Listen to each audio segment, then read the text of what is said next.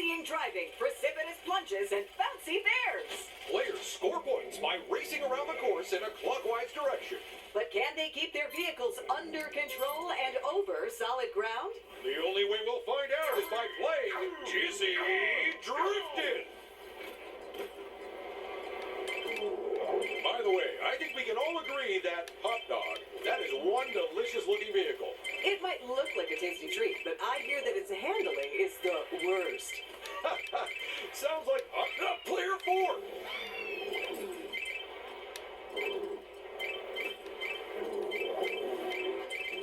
I'm glad there's only one cactus in the race because I'm actually allergic to prickly pears. Nice pun, Ted. Thanks. But it's also true. Prickly pears give me terrible stomach. Oh, player 2! Nice job, player 4. Honestly, the reactions they're displaying are almost cat-like. Oh, now, while our mechanics repair all the damage the contestants did, let's go look at the results. Oh, great. My eyes are still going round and round from watching the drivers. Yeah, mine too. I hope it wears off before we're back on camera this time.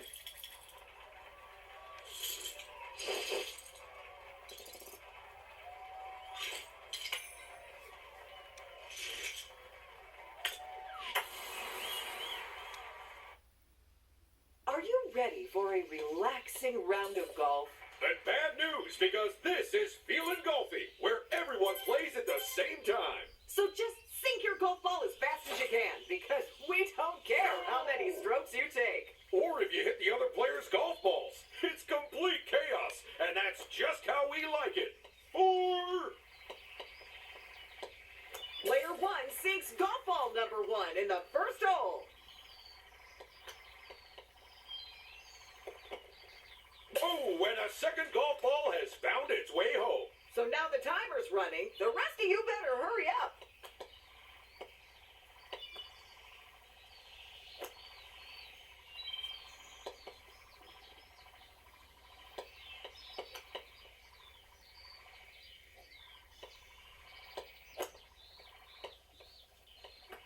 And that's a third golf ball sunk.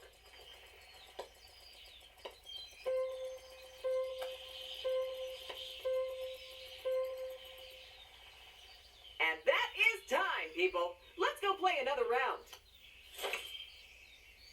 Go! And this time it's player 2 leading the board. And with just a single hit, they sunk the ball. Hole in one. That's golf ball number 2 in the hole.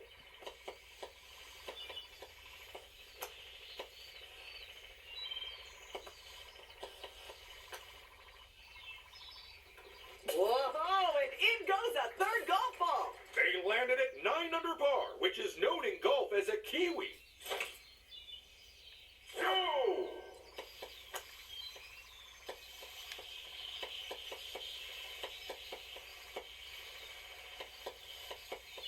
And the first contestant to sink their putt in this round is player 4. Incredible! They got a hole in one!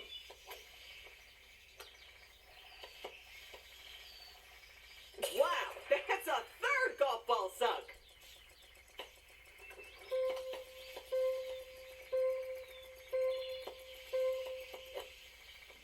And that's the last golf ball to be sunk for now. Let's head to the clubhouse for all the results. And player 1 gets the win. That makes it 3 wins straight. What do you think their secret is, Ted? They're a vampire. I meant the secret of their success. Oh, vampire strength?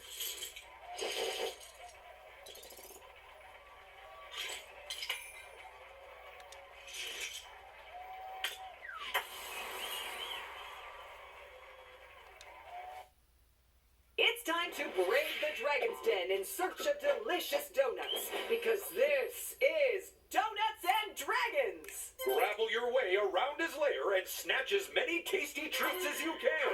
Whoever loads up with the most will be our winner. And last place, well, they're toast. You know, I'm not sure the dragon ever planned on eating these donuts. What makes you say that? Because they stole Crullers, and nobody with any sense eats crullers. Come on, let's do this, Player 3. They simply cannot catch a break. Or, evidently, donuts. Get a load out, Player 1. It's amazing that they're so nimble with all those donuts weighing them down. If they have any sense, they'll eat them all to make themselves lighter. You've only got time to grab a few thousand more calories worth, people. The round is over. How's about we swing by the results area? And our winner is Player 1. That is 3 wins in a row, and if that was a tic-tac-toe, they'd have the trophy. That's not how tic-tac-toe works, but I like the energy, so I'm not going to question it further.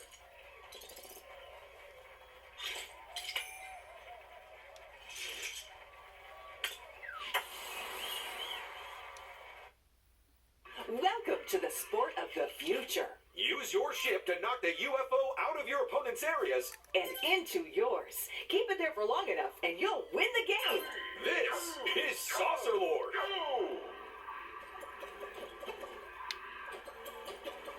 Good news for Player 3 there. They're now the hot favorite to win this game.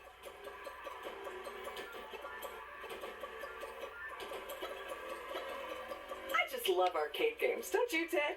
Oh, yeah. Although my favorites are those ones where you can win a prize. I was so good at those. Candy bars, soda pop, potato chips. I used to win almost every time. Hey, Ted, you sure that wasn't a vending machine? Oh, that would explain why it was outside a bus station. Oh, they must have thought they had first place locked up tight then.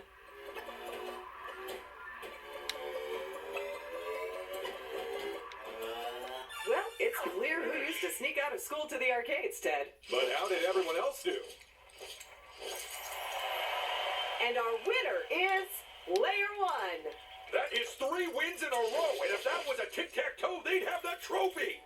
That's not how tic-tac-toe works, but I like the energy, so I'm not going to question it further.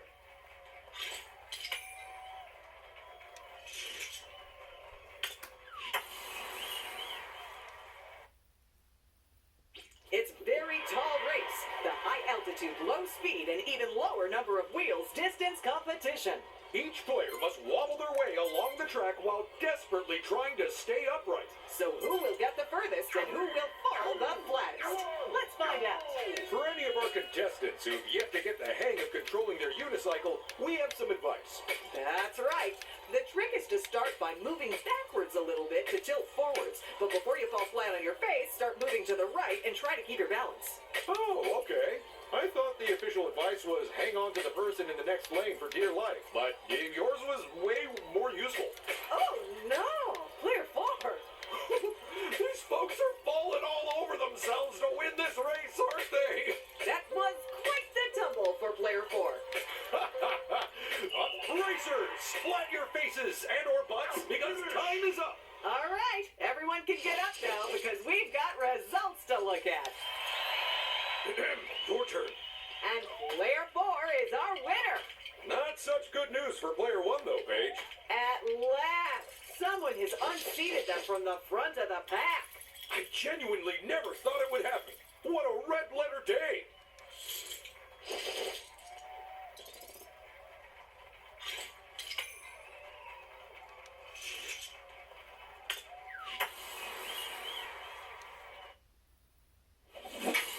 Team 1, you're in purple. Team 2, you're in orange.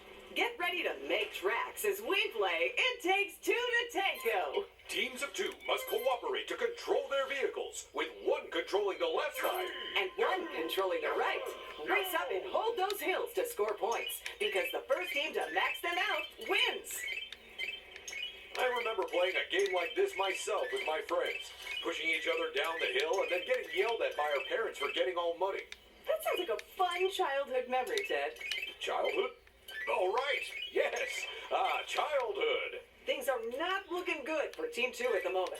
Not at all, Paige. Not at all. I love it when we have a proper contest like this. They mopped up all the points there.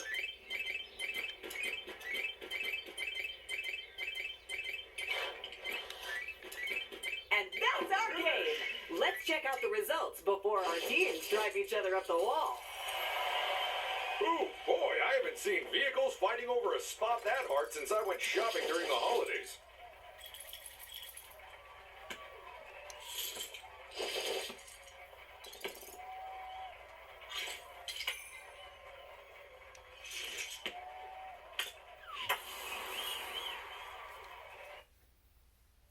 As always, it's Team 1 in purple and Team 2 in orange. It's time for teams of 2 to work as one as we play Feeling Pucky.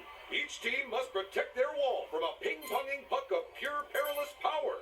With the first team to smash their opponent's wall 3 times, taking home the win. Go!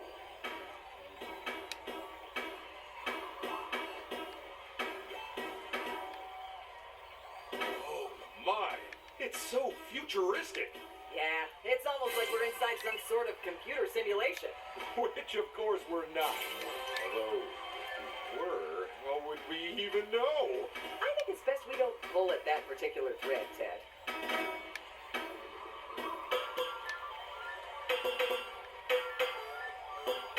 If they do that again, that's it. It's all over.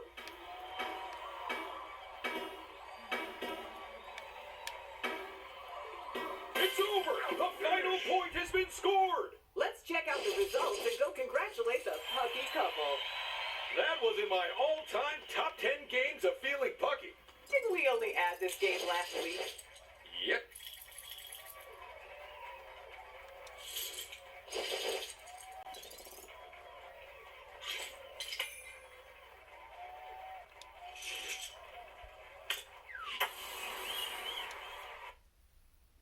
It's Graffiti, where our contestants try to cover the most ground in paint. At the end of the round, all that matters is how much of their color is showing. Because we really don't care what it looks like. What? But I just took a fine arts appreciation course. And that's one of the most powerful ones they can use. I hope they're going to wipe their feet before they come back to the challenge zone. I hope they don't tread on any of the other players. Spurlat! What a mess! And that has wiped out a lot. 10 seconds on the clock, and I can barely contain my excitement.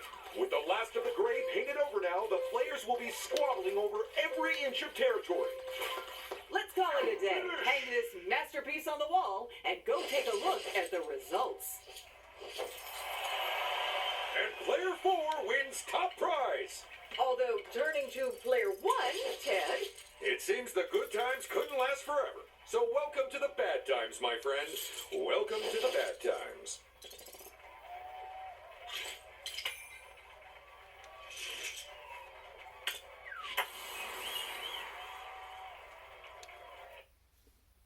it's the ducky grabbing, slip sliding, full tilt fun of teetering tubs. But to grab the most ducks, you'll need to tilt your platforms as far as you dare.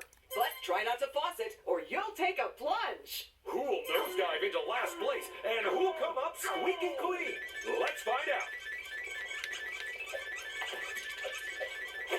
It's bad news for any players who've been relying on the safety rails. Because they are gone. You were lucky there, player 3. What a superbly judged move. Seriously, that was some terrifically timely tip-top tier tub tilting.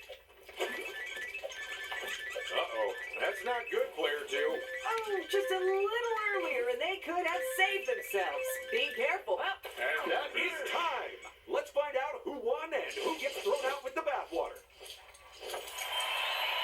Congratulations, player 1. You're in first place. What in the world? 3 wins in a row. Are we counting that right? Well, we've used our computers, so yeah, we should probably double check the math.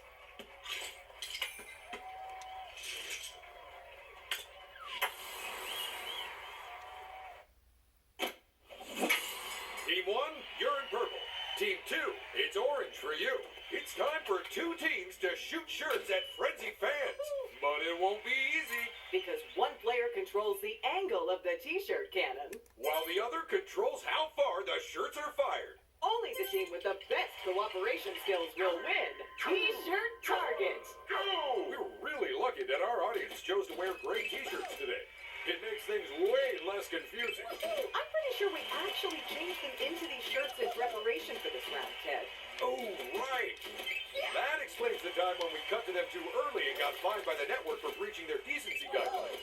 That was one hotly contested audience member. They were practically pummeled with t-shirts. They have built themselves an imposing lead, Ted. So imposing. I'm genuinely scared for my life. If only they'd aimed it a little lower. Not long left, and there's a big difference in the scores. I'd be more precise, but I don't have a calculator with me. Oh, no. They aimed it at the right person. It just didn't go well. Turn off the air cannons. This game is over. Let's count up some shirts and give out some stuff. It's weird that we fire t-shirts in that round. You usually associate cannons with tank tops. I don't think I can add much more to that. So now all we need to know is, who was the winner, Paige? Well, Ted, one player really stood out today. They gave it their all, and it has paid off. And the winner is Player One. Give them their trophy, Ted.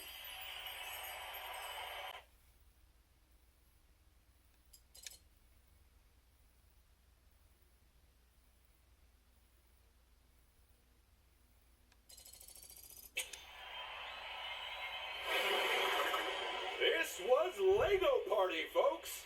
See you all next time.